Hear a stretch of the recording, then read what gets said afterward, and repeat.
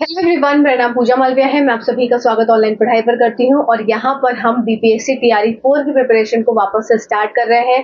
कई क्लासेस आपके लिए आ चुकी हैं। आप जाकर चैनल पर विजिट कर सकते हैं। वीडियो सेक्शन में मैं प्लेलिस्ट भी बना दूंगी, वहां पर आप जाइए और देखिए कि बीपीएससी के लिए एनसीईआरटी का कंटेंट काफी कुछ मैंने प्रिपेयर करवाया है। और यहाँ पर एक नई सीरीज स्टार्ट कर रही हूँ जिसमें कि हम क्वेश्चंस करने वाले हैं, मल्टीपल क्वेश्चंस। और ये क्वेश्चंस आपके कैसे रहेंगे, जितने भी पीवाईक्यूज अभी तक आए हैं अन्य एग्जामों में, और साथ ही साथ आपके बीपीएससी के पीवाईक्यूज, उसको हम सॉल्व करेंगे। किस तरह से क्वेश्चंस पूछे जाते हैं, कैसे नन ऑफ द अबव और मोर than one of the above में आपको एग्जामिनर फंसाता है, तो वो सारी चीजों को मैं यहाँ पर लेकर चलूंगी। साथ ही साथ अगर एक टॉपिक बता रही हूँ तो उससे रिलेटेड सारी चीजें मैं आपको क्लियर कर दूंगी पीपीटी के माध्यम से। हर एक कंटेंट आपको डिटेल्ड में समझाया जाएगा। तो इस सेशन को आप देख सकते हैं, आपके लिए बहुत हेल्पफुल होने वाला है। चाहे आप कक्षा 6 से 8, चाहे 9 से 10, चाहे आप 11 से 12 की प्रिपरेशन कर रहे हो, या फिर आप पीआरटी लेवल की तैयारी कर रहे हो, ये वीडियोस आपके लिए बहुत ज्यादा हेल्पफुल रहेंगे। चाहे आपका जनरल सेक्शन हो, चाहे आपको मेन सब्जेक्ट में साइंस आनी हो, ये आपके सेशंस बहुत इंपॉर्टेंट रहने वाले हैं। तो आप इन सेशंस का फायदा उठाइए और अपने एग्जाम की प्रिपरेशन को स्टार्ट कर दीजिए वापस से। पता नहीं कब बीपीएससी नोटिफिकेशन निकाल दे और कब वापस से आपके पास कम समय बचे, इसलिए अभी जो समय है जहां पर आपको कोई नोटिफिकेशन देखने को नहीं मिल रहा है, तो आप अभी से भी प्रिपरेशन करेंगे। तो जैसे कि नियुक्ति पत्र अभी टीआरई 3 वालों को मिला है, कई यहाँ से भी चैनल से कई सारे लोग हैं जिनको नियुक्ति पत्र मिले हैं। बहुत सारे सिलेक्शन हुए थे, जिन्होंने कुछ लोगों ने नियुक्ति पत्र अपना भेजा है, कुछ नहीं भेज पाए, शायद बिजी होंगे, भेज देंगे। पर आप सभी को भी नियुक्ति पत्र चाहिए टीआरई 4 का, तो प्रिपरेशन करने के लिए अभी से स्टार्ट हो जाइए और अपनी प्रिपरेशन को करते रहिए। कुछ समस्या हो, कोई डाउट हो, तो जरूर कमेंट सेक्शन में कमेंट कर दिया करिए। चलिए सीधा स्क्रीन पर चलते हैं और अपना फर्स्ट सेट सॉल्व करते हैं। क्वेश्चंस आपको मिक्स मिलेंगे, हर एग्जाम्स के मैंने लिए हुए हैं, तो बिल्कुल ये मत कहिएगा कि वहां का ये क्वेश्चन छोड़ दिया, ये क्वेश्चन छोड़ दिया, सब आपको देखने को मिलेगा। बस लगे रहिए, करते रहिए। चलिए सीधा स्क्रीन की तरफ चलो तो चलते हैं। स्टार्ट कर देते हैं आज का सेशन। ये आपके पीवाईक्यूज हैं, आपके बीपीएससी टीआरईस में जो पहले आए थे। सबसे पहला क्वेश्चन है, भूस्थैतिक उपग्रह घूमता है। Geostationary satellite rotates at any height above the poles. ध्रुवों से ऊपर किसी भी ऊंचाई पर, एक निश्चित ऊंचाई पर, फिक्स्ड हाइट पे, या द्रव्यमान के आधार पर ऊंचाई पर, at the height depending upon the masses, या more than one of the above, या नन ऑफ द अबव। तो देखो इसका करेक्ट उत्तर तो हो जाएगा आपका फिक्स्ड हाइट पर। आओ अब इसको समझ लेते हैं क्या ये चक्कर है और क्या ये बातें बोल रहा है।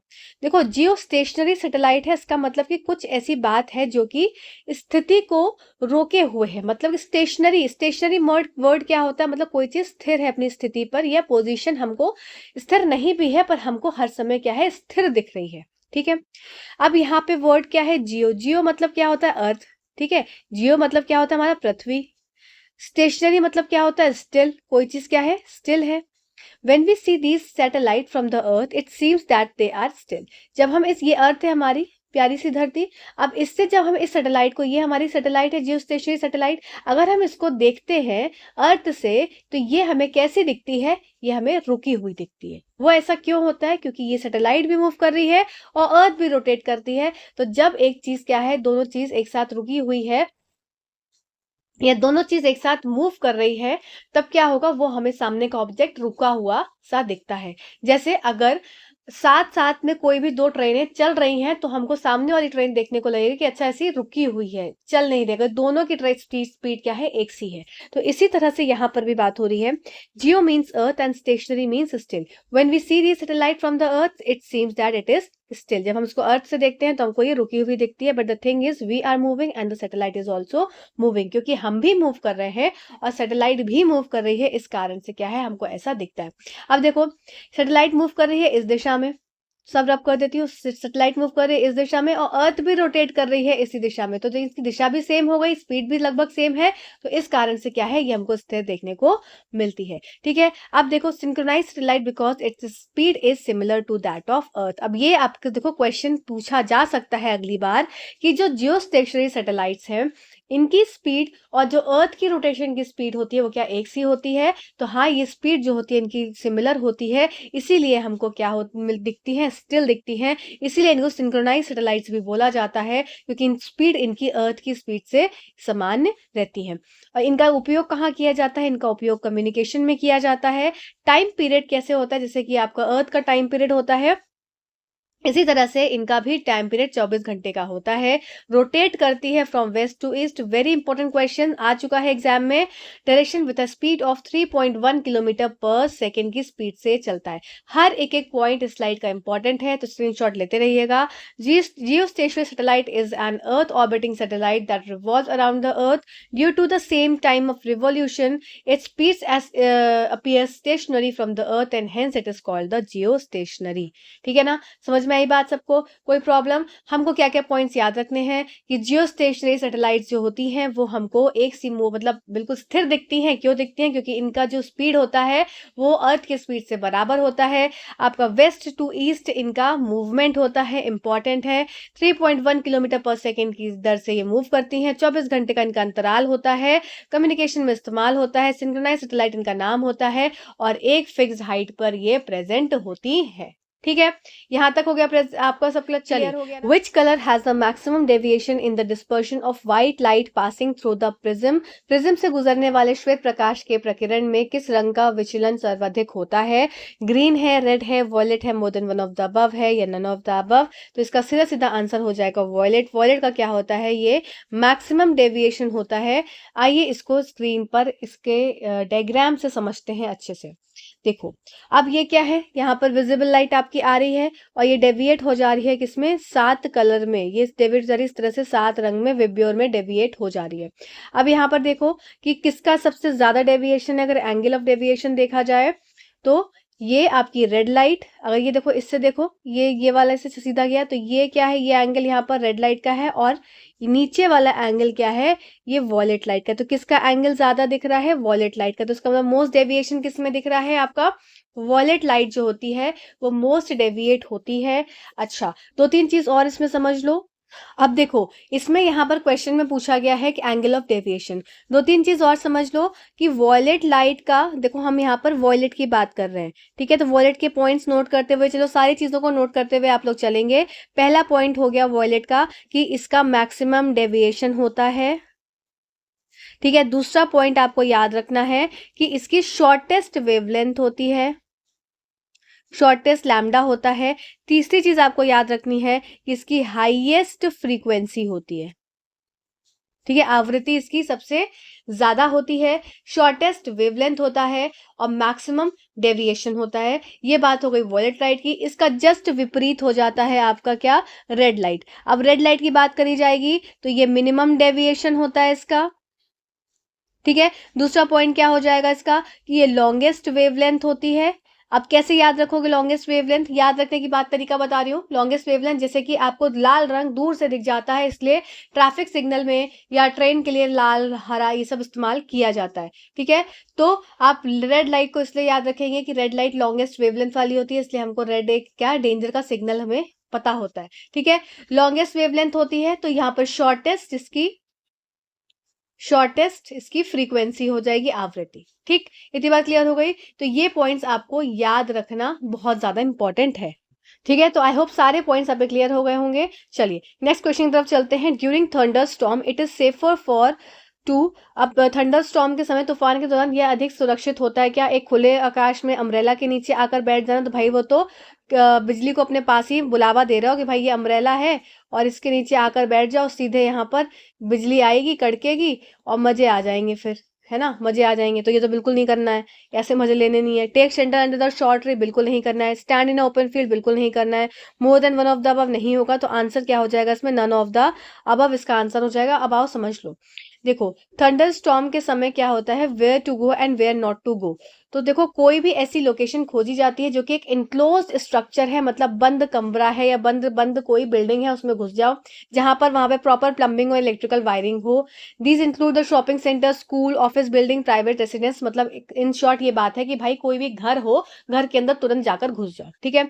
If lightning strikes the building, the plumbing and the wiring will conduct the electricity more efficiently than a human body. If no building are available, अगर बिल्डिंग नहीं अवेलेबल है, ऐसी भी तो स्थिति होती है कोई बिल्डिंग नहीं अवेलेबल है, तो क्या हो कि ऑटोमोबाइल्स, वैन इनके स्कूल के अंदर जाकर एक जगह बैठ जाओ और किसी भी वहां पर लोहे की चीज को टच नहीं करना होता है, ठीक है। टॉलेस्ट जो थिंग्स होती हैं वो डेंजरस होती हैं। अगर इन बिल्डिंग के अंदर घुस गए हो तो किसी भी इलेक्ट्रिकल अप्लायंसेस से दूर रहो, और क्या करें, उसके साथ साथ मोबाइल फोन ये सब के तार वार से दूर रहना की कोशिश करनी चाहिए, ठीक है। If you are inside a vehicle, roll the windows up. अगर व्हीकल के अंदर हो तो विंडोज को ऊपर तक कर दो। Avoid contact with any conducting path leading to the outside vehicle.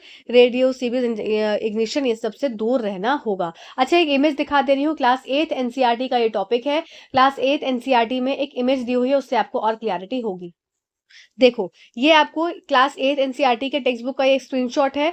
देखो कैसे आपको ये आपकी एक टॉल बिल्डिंग है। अब यहाँ पर ये जो आप वाई शेप में देख रहे हैं, ये वाई शेप में ये यहाँ पर वायर जा रहा है, तो ये क्या है, ये आपका मेटेलिक वायर पहले ही डाल दिया जाता है इस तरीके से टॉल टॉल बिल्डिंग्स में, जिससे कि जब बिजली यहाँ से कड़कती है, यहाँ से बिजली आती है, तो ये बिजली इसको ये लेके अंदर इस तरह से ये अर्थ में जाकर विलीन हो जाती है। तो इसी को एक प्रॉपर अर्थिंग को बोला जाता है कि प्रॉपर यहाँ पर क्या है, अर्थिंग है, ठीक है। तो इस तरीके से ये ऐसे जाकर यहाँ पर चली जाती है बिजली। तो ये बड़ी बड़ी टॉल बिल्डिंग्स में करा जाता है। एनसीईआरटी की आपकी इमेज है, ठीक है ना। तो ये एक तरह का कंडक्टिंग वायर होता है, ठीक है। कंडक्ट जो, क्योंकि इलेक्ट्रिसिटी में जो चार्ज आया ऊपर से बिजली का, वो उसको ले लेता है अपने अंदर और अर्थ में जाकर दे देता है, डिस्पोज ऑफ कर देता है। ठीक, क्लियर हो गया। चलिए नेक्स्ट क्वेश्चन की तरफ चलते हैं। नेक्स्ट क्वेश्चन, अच्छा हिंदी में भी देख लेती हूँ। आंधी के दौरान सबसे सुरक्षित स्थान प्लम्बिंग या बिजली के तारों के साथ एक बड़े ढांचे के अंदर होता है। इसमें शॉपिंग सेंटर, स्कूल, कार्यालय, भवन, निजी आवास, ये सब भी शामिल होते हैं। यदि बिजली इमारत से टकराती है तो प्लम्बिंग और वायरिंग मानव शरीर की तुलना में अधिक कुशलता से बिजली का संचालन करते हैं। तो वही बात है, कंडक्टिंग वायर की तरफ बात हो रही है। यदि कोई इमारत उपलब्ध नहीं है तो एक संलग्न धातु वाहन जैसे ऑटोमोबाइल, वैन, स्कूल बस के अंदर जाकर बैठ सकते हैं। सबसे ऊंची चीजों जो है वो विद्युत आवेश के लिए आवेश उसमें खतरनाक होता है, तो उन ऊंची चीजों से दूर रहना चाहिए। क्या करें, एक बार एक इमारत के अंदर बिजली के उपकरणों और अब देखो गूगल ट्रांसलेशन है, बड़ा अजीब सा ट्रांसलेशन है, छोड़ दो इसको। एक अतिरिक्त सुरक्षा उपाय के रूप में एक एक आंतरिक कमरे में रहें। यदि आप किसी वाहन के अंदर हैं तो खिड़कियों को ऊपर उठाएं। वाहन से बाहर जाने वाली किसी भी संवाहक पथ से संपर्क से बचें, ठीक है ना। नेक्स्ट क्वेश्चन की तरफ चलते हैं। When a body falls freely towards the earth then its total energy. जब कोई पिंड स्वतंत्र रूप से पृथ्वी की ओर गिरता है तो यह कुल ऊर्जा होती है। तो देखो ये इस सिचुएशन में क्या होता है, फ्री फॉल वाली स्टेट होती है, तो यहाँ पर टोटल एनर्जी जो होती है वो कांस्टेंट रहती है। ये law of conservation of energy का एक रोल होता है, ठीक है, जो कि जहां पर स्थिर रहता है, क्या चीज आपका रिमेन्स कांस्टेंट, यहाँ पे इसका आंसर हो जाएगा। हाँ, उसको समझते हैं। फ्री फॉल आपको देख सकते हैं। अब यहाँ पर जब कोई भी चीज फ्री फॉल स्टेट में है, मतलब कि ऊपर से ये गिर रही है, अब जैसे ही नीचे गिर रही है तो यहाँ पर क्या था, फ्री फॉल में पोटेंशियल एनर्जी तो थी रेस्टिंग स्टेट से, अब वो नीचे गिरने लगी, तो जो पोटेंशियल एनर्जी थी ऊपर आपकी, वो किस में कन्वर्ट होने लगेगी, वो होने लगेगी काइनेटिक एनर्जी में कन्वर्ट। तो यहाँ पर when a body falls freely its potential energy decreases, कम होती है, और काइनेटिक एनर्जी क्या हो जाती है, इंक्रीज होने लगती है। इसकी वजह से टोटल जो मैकेनिकल एनर्जी है वो स्थिर रहती है, कांस्टेंट रहती है। इसको बोलते हैं law of conservation of energy. तो फ्री फॉल की स्टेट में क्या हो जाता है, जो एनर्जी का कंजर्वेशन है वो क्या रहता है, वो कांस्टेंट रहता है।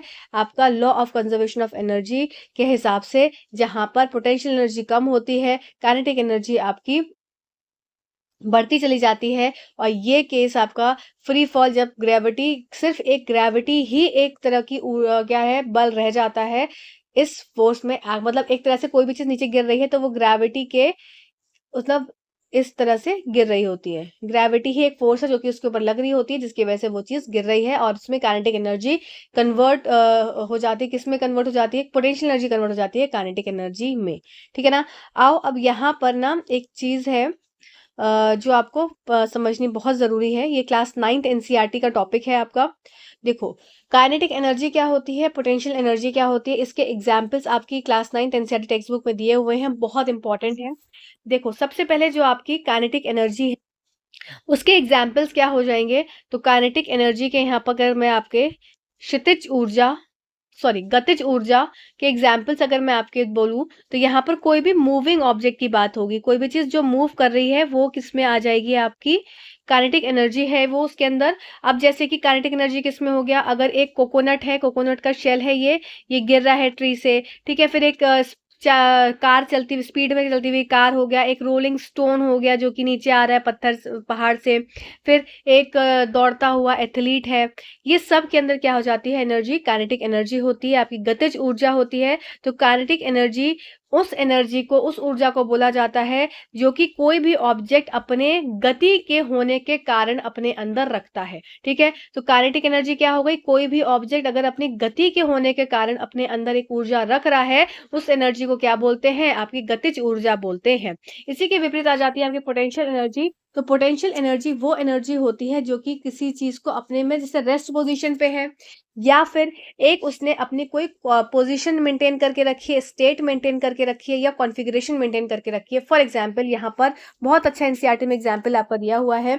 जैसे एक रबर बैंड है, ये रबर बैंड है। अब यहाँ से अगर मैंने इसको स्ट्रेच किया, ये फिक्स, ये पोजीशन कैसी है, ये फिक्स है। अब इसको मैंने यहाँ से इस पोजीशन से अगर स्ट्रेच किया, तो ये रबर बैंड खिंच के क्या हो जाता है, लंबा हो जाता है, ठीक है। अब ये लंबा हो गया, तो यहाँ पर जब ये लंबा हो गया तो मतलब इसने एक पोजीशन अटेन करी। अब इस पोजीशन के अटेन करने से क्या हो जाएगा, यहाँ पर आ जाएगी पोटेंशियल एनर्जी, ठीक है। इसमें पोजीशन अटेन कर ली। अब जैसे ही इसको छोड़ोगे, जैसे ही इसको यहाँ से छोड़ा, तो ये वापस से अपनी पोजीशन पे आ जाएगा, वापस से इस तरह से हो जाएगा। तो जैसे ही वापस से होगा, तो ये जब इस तरीके में आ रहा होगा, तो ये कन्वर्ट हो जाएगा किसमें, काइनेटिक एनर्जी में, ठीक है। इसी तरह से एक और एग्जाम्पल उन्होंने दिया है बहुत अच्छा, स्लिंगी का। तो जो आपको स्लिंगी देखा होगा इस तरीके से, इसको जब हम स्ट्रेच आउट करते हैं तो ये और फैल जाती है, ठीक है। फिर जब इसको छोड़ देते हैं तो ये वापस से अपने पोजीशन में मेंटेन हो जाती है, इतना आ जाती है, ठीक है। स्लिंगी पहले खिंच गई, फिर ये वापस आ गई। तो जब खिंचती है तो पोटेंशियल एनर्जी इसमें स्टोर हो जाती है। तो पोटेंशियल एनर्जी एक कोई भी ऑब्जेक्ट में जो आपकी क्षितिज ऊर्जा होती है, वो ऐसी ऊर्जा होती है जो उसकी पोजीशन या उसकी कॉन्फ़िगरेशन की वजह से आती है, ठीक है। तो ये आपको यहाँ तक बात समझ में आ गई होगी। अब एक एग्जाम्पल बहुत अच्छा और दिया है इसमें, ये सब एग्जाम्पल्स आपके एनसीईआरटी के आपको याद होने चाहिए। जैसे कि ये एक क्या है, ये धनुष बाण है, ठीक है। अब धनुष बाण है, तो ये यहाँ पर एक नॉर्मल धनुष बाण है जिसमें कि अभी इसको खींचा नहीं गया है।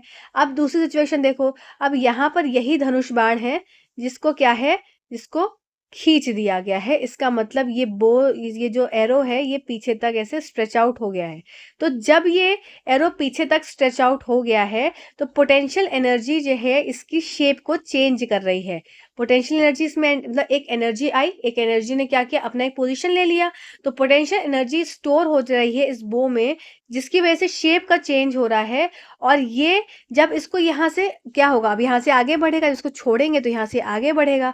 तो अब ये जब आगे एरो बढ़ेगा तो ये काइनेटिक एनर्जी में ये चेंज हो जाएगा, और जिसकी वजह से ये आगे बढ़ेगा, ठीक है। यहाँ तक बात समझ में आ गई। तो ये सारे एग्जाम्पल्स आपके एनसीईआरटी के एग्जाम्पल्स थे जो कि मैंने आपको यहाँ पर डिस्कस करे, ठीक है ना। एक और चीज समझ लो, एक कोई भी अगर ऑब्जेक्ट है यहाँ पर रखा है, ठीक है, ऊपर साइड में, इसको मैंने इमेज थोड़ी गलत बता दी।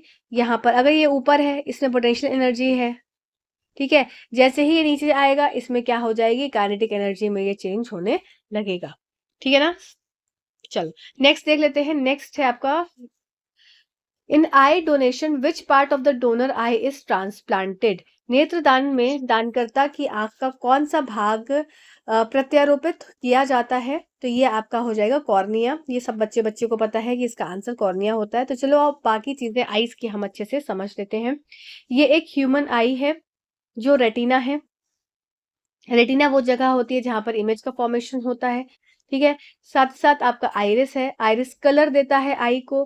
कॉर्निया है, प्यूपिल है। प्यूपिल क्या है? प्यूपिल का जैसे मतलब एकदम से लाइट आई तो प्यूपिल का साइज छोटा या बड़ा होता रहता है, ये वाला हिस्सा छोटा या बड़ा होता रहता है। लाइट की इंटेंसिटी कितनी ज्यादा है और कितनी कम है, ठीक है। यहाँ पर आपका कौन सा लेंस पाया जाता है, ये आप मुझे कमेंट सेक्शन में जरूर कमेंट करके बताएंगे कि which type of a lens is present in a human I. Human आई के अंदर कौन से तरह का लेंस प्रेजेंट होता है, ठीक है।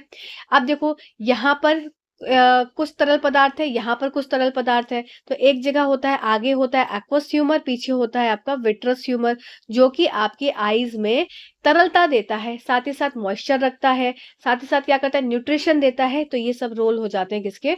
आईज में इस तरल पदार्थ के प्रेजेंट होने से, ठीक है।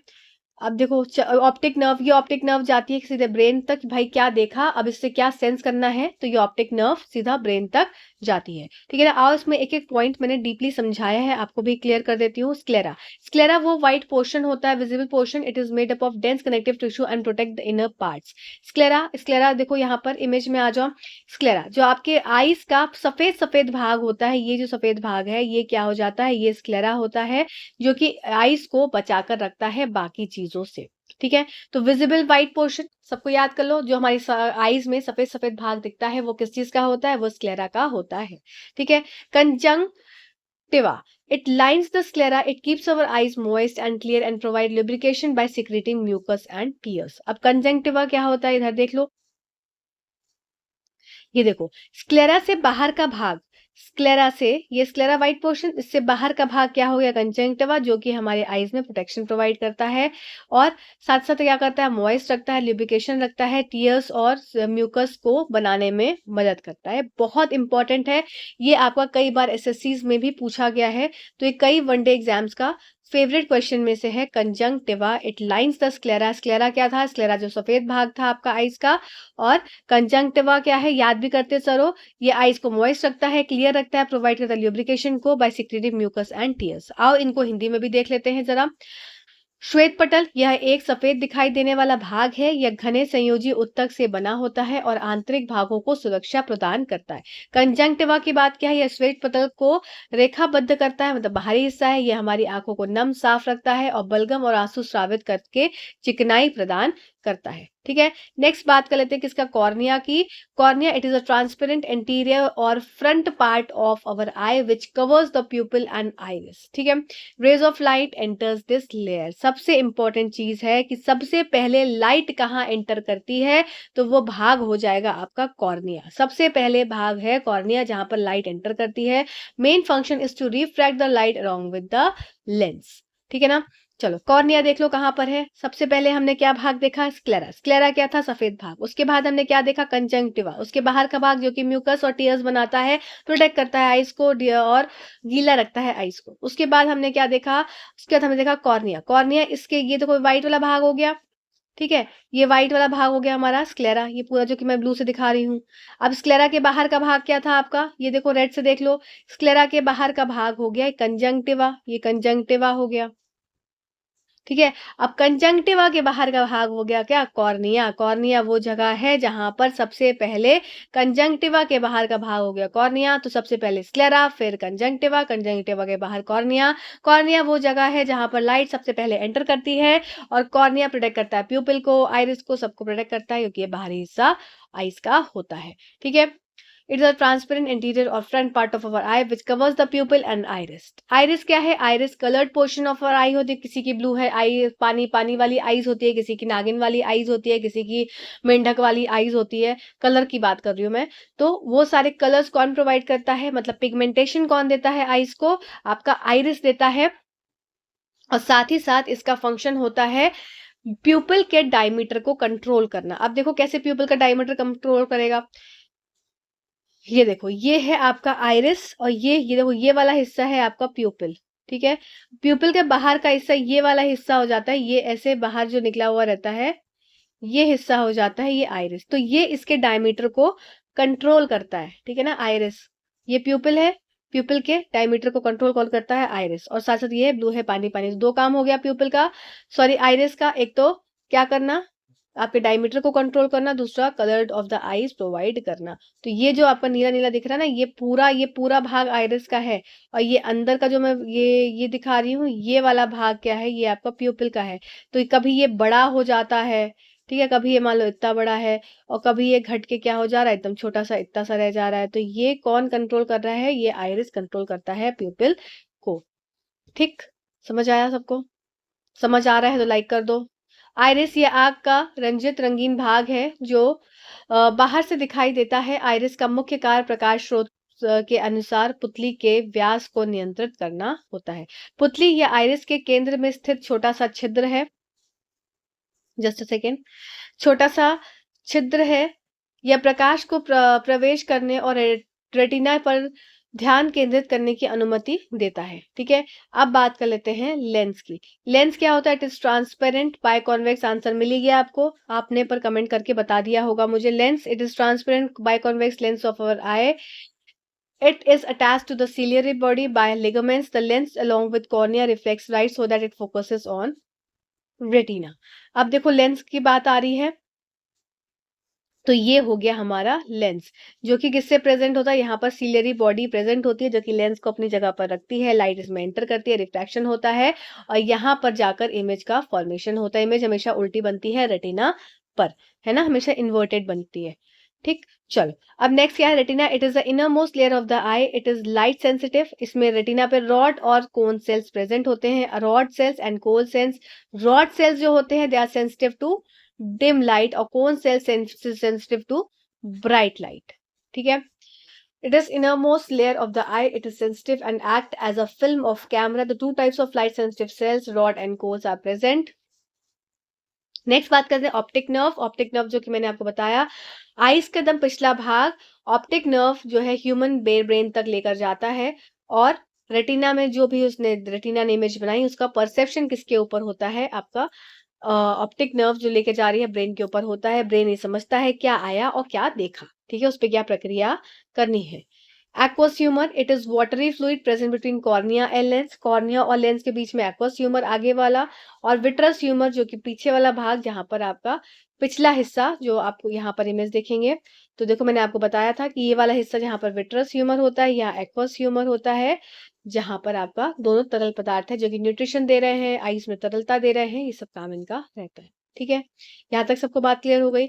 चलिए, आई होप आपको आइस का लेंस अच्छा समझ में आ गया होगा। ऑप्टिक तंत्रिका यह आंखों के पीछे के भाग में स्थित है। ऑप्टिक तंत्रिकाएं सभी तंत्रिका आवेगों को रेटिना के मानव मस्तिष्क तक लेकर जाती हैं। ठीक है ना। फिर नेक्स्ट होता है जलीय द्रव्य। यह कॉर्निया और लेंस के बीच मौजूद एक पानी जैसा तरल पदार्थ है। यह आंख को पोषण देता है और इसे फुलाए रखता है। फिर आपका विट्रस ह्यूमर, यह लेंस और रेटिना के बीच मौजूद एक पारदर्शी जली जैसा पदार्थ है। इसमें 99% कोलेजन, प्रोटीन आदि होते हैं। विट्रस ह्यूमर का मुख्य कार्य आंखों को रक्षा करना और इसका गोला का आकार बनाए रखना होता है। ठीक है, चलिए नेक्स्ट क्वेश्चन है आपका विटामिन से। अब ये क्वेश्चन हम कल करेंगे। आपको ये सेशन कैसा लगा? आप चाहते हैं मेरे से ये सारे क्वेश्चंस डीपली एक्सप्लेन करना, तो आप जरूर कमेंट करिएगा। इसी तरह से हम इसको सेशंस को और लंबा करेंगे आपके रिस्पॉन्स के हिसाब से। आज इतना ही रखूंगी मैं। जैसे जैसे आपका रिस्पॉन्स बढ़ता जाएगा, क्वेश्चंस भी बढ़ते जाएंगे, और इनका एक्सप्लेनेशन तो है ही अच्छा, वो और भी अच्छा अगर आप कहेंगे तो और डीप में एक्सप्लेनेशन में चली जाऊंगी, पर इससे ज्यादा डीप की जरूरत है नहीं। जितना मुझे लगेगा कि हाँ यहाँ पर मुझे ये एनसीईआरटी आपको बतानी है, यहाँ पर ये एनसीईआरटी बतानी है, वो हर एक चीज मैं आपको बताती हुई चलूंगी। ठीक है, till then thank you so much watching this video. और जरूर वीडियो को पूरा देखिए, नहीं देख पा रहे हैं तो स्लॉट्स में देखिए, पर देखिए जरूर, आपके लिए ही ये सब सेशंस बनाए जा रहे हैं। वापस से रीस्टार्ट हुई हैं चीजें। अभी मुझे डेंगू हो गया था, चीजें ठप हो गई थी, वापस से मैं अपने ट्रैक पर आ गई हूँ। थोड़ा सा टाइम लगेगा शायद और energy gain up boost up होने में, पर मैं बहुत ज्यादा स्ट्रांग हूँ अंदर से और अपनी चीजें मैं कर लूंगी। Till then thank you so much for watching this video. Thank you.